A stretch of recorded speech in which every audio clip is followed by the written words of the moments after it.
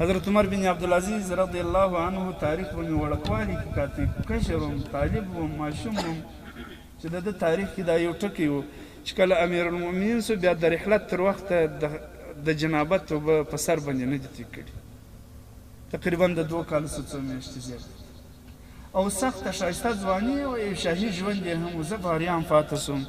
دا څنګه خدمت و، دا څنګه فکر و، دا څومره د امت د خدمت د فکر مغلوبیت و چې د ده ټول قوتونه دومره مغلوب کړي ول چې هر څه ورصفات ول خالص د ملت خدمت، د امت خدمت. خو حضرت امیر المؤمنین محمد عمر مجاهد رحمه الله رحمة واسعه وجزاه الله عنا وعن سائر المؤمنین د 14 کالو دپاره چې کله امارت اسلامي سقوط وکړي بیا تر هغه وخته چې حضرت د تورو خاورو په ګریوان باندې سر دننه کوي، تر دا وخته نه خپله بیبي لیدلې ده، نه خپل زوی لیدلی دی، نه خپله لور لیدلې ده، نه خپل کور لیدلی دی، نه د جنابته څه په سر باندې اوبه اچولي. دا د امارت اسلامي ځانګړتیاوې دي. تاسو که ځوان ولیدئ، ځوان خو ځوان دی، الله دې راته ځوان ولري، الله عز وجل دې راته محفوظ کړي. که د ځوان په که د هر کس د اسلامي امارت د هر کس په مناقبو ولاړ سي دا وخت غواړي. تاسو کله که ورسره ملاقات اوس پوښتنه وکړئ چې حضرت تا په 14 کالو کې ولدي، بیا به دی درته جواب ولاړ به سم په ملي او اسلامي افتخارات کې شهید امیر المؤمنین.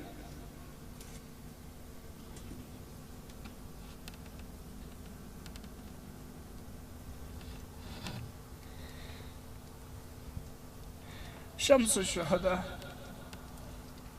امیر المؤمنین شهید امیر المؤمنین لا اختر محمد منصور رحمه الله رحمة واسعة وجزاه الله عنا وعن سائر المؤمنين. واحد امیر المؤمنین بوي چې د الله تعالی په وړاندې د پیغمبر علیه السلام په مخ کې به الله تعالی ته وړاندې کیږي او ټول بدن به په اور کې کباب سوی. واحد جهان کې څوک داسې امیر المؤمنین نه دی. حضرت امیر المؤمنین حضرت شیخ صاحب حفظه الله. دلته خو یو عالم خبرې دي چې کوم یوه جزیه به درته بیا جهان کې موږ دا ځای یو داسې ځانګړتیاوې درته وایم چې جهان کې څوک نه لري. واحد زموږ د اسلامي امارت وړتیاوې او امتیازونه.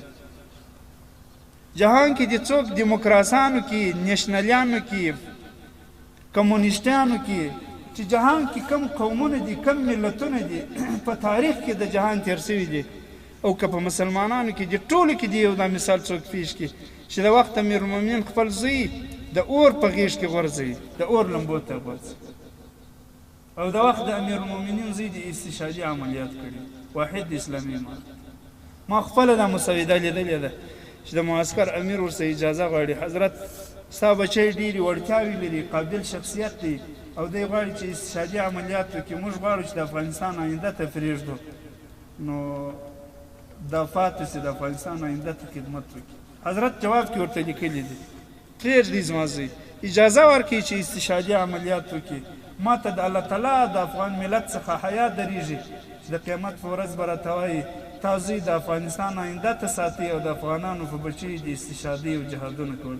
ورکړئ زما بچي ته اجازه چې استشهادي وکړي. تمام جهان ولیدي چې استشهادي.